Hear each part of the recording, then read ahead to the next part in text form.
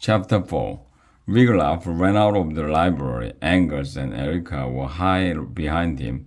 They zoomed down the winding tower staircase. Hey, wait! The plague-ridden demon called after them. Come back! But the three never stopped for an instant. They reached the bottom of the stairs and kept running. Wiglaf ran with the speed he never knew he had. The three burst out of the castle into the castle yard, where Class 2 boys were cleaning cobblestones. Wiglaf glanced over his shoulder. The demon was still after them. Now Wiglaf saw that the boil had burst.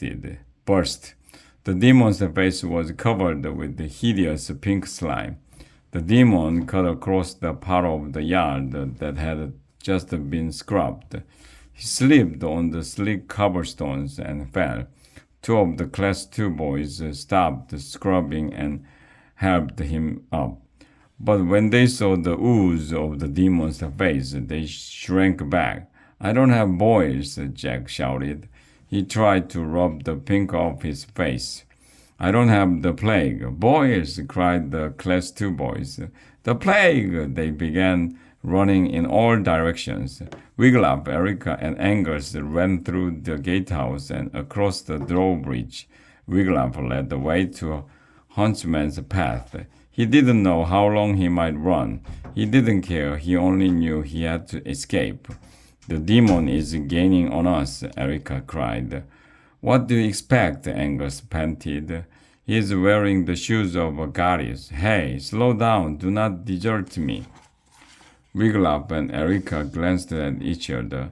They were not the sort to leave a friend in trouble. They slowed down. The demon kept running. He quickly caught up with them. Hey guys, Jack called. His cheeks and chin were still coated with the remains of his boil. I'm glad you stopped. Now I can prove to you that I don't have. But Wiglaf, Erica, and Angus were not listening to the demon. They had frozen in their tracks, for something even scarier than a plague-sick demon hovered just ahead of them on Huntsman's path. It was a dragon, the most gigantic dragon Wiglaf had ever seen. The three dragon slayers in training dove behind the nearest boulder. Jack dove after them.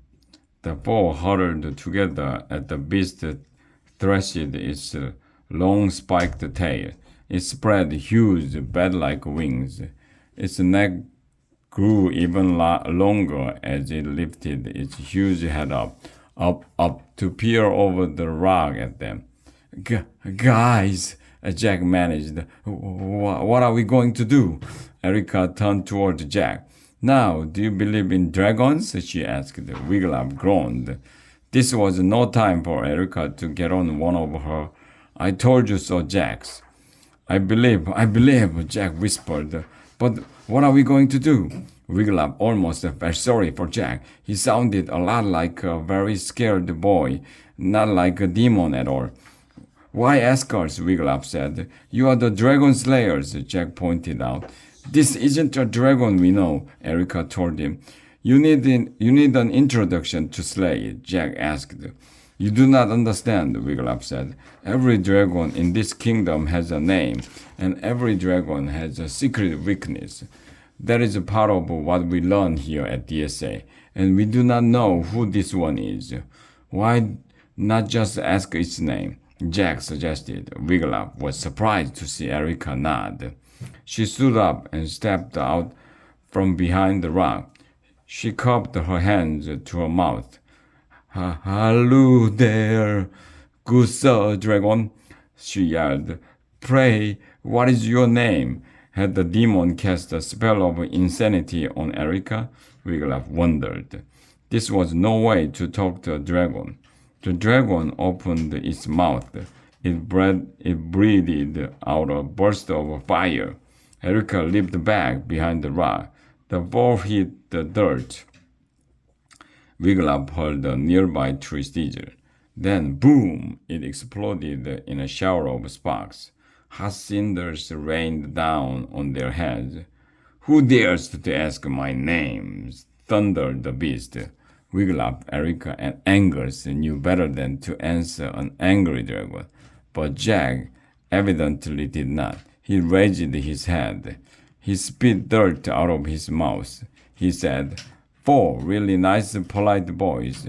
Wiglaf hunched up his shoulders. He waited for the dragon to spew a fireball at Jack. He didn't have to wait long. Whoosh! The boulder was hit. It grew red with the heat, and then, bam! It burst into a million pieces. Now their cover was gone. The four scrambled to their feet as rock chips and pebbles showered down on their heads. They stood face to face with the dragon, the angry, fire-spitting dragon. "Four really not nice, polite boys?" the dragon boomed. "Four really nice, polite boys who want to know my name. Why? To invite me to a fancy diner? To invite me to a ball at the castle? No, to find out about me so you can kill me. Four really nice, polite boys, indeed." The dragon spit out another mouthful of flames. The fire hit the sandy path in front of Jack and the dragon slayers in training. Instantly, the sand melted and hardened into glass. A cloud of steam rose slowly from Huntman's path. To Wiglaf's amazement, Jack started talking again. "Okay," Jack said to the dragon. "Part of what you said was true. I admit that. The part of killing you was true."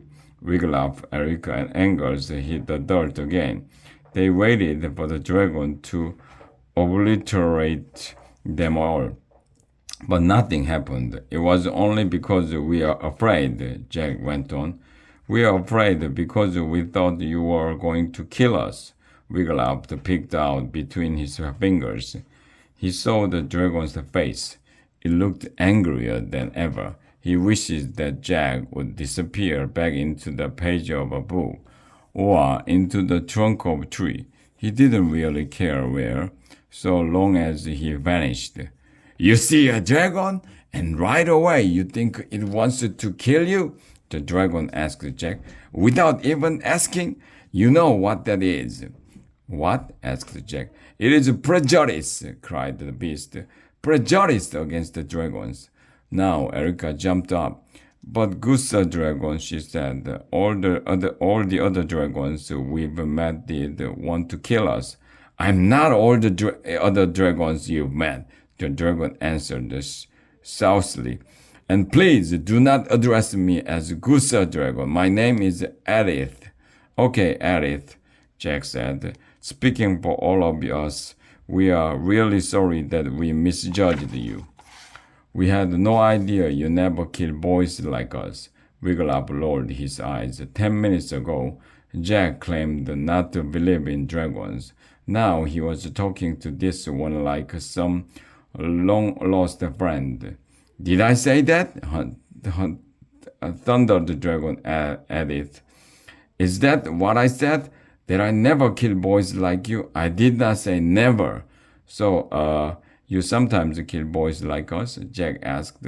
He looked around. He seemed to be trying to find another rock to hide behind, but Aerith had pretty much taken care of any and all rocks, trees, shrubs, and even blades of grass in the area. "Not recently," Dragon Aerith said. "Not for, let's see, at least 600 years now. Not since I gave up eating meat." "Good," said Jack. "I've always had a policy," the dragon went on. "Eat what you killed. It's like I tell my fellow dragons, the supply of boys won't last forever. They're already on the endangered list. Well, I better get back to work. My coffee break was over 5 minutes ago." Wiglaf thought that Aerith was unlike the other dragons he had met. She sounded almost kind. He felt bold enough to ask her a question. "Pray, Aerith," he said, "why would you need to work? Do not all dragons have a huge pile of gold? Before Wigglytuff knew what was happening, Edith shot out her left claw and grabbed him around the middle. She whisked him up. Off the ground, she gripped him tighter and tighter. Stop! Wigglytuff gasped. I cannot breathe.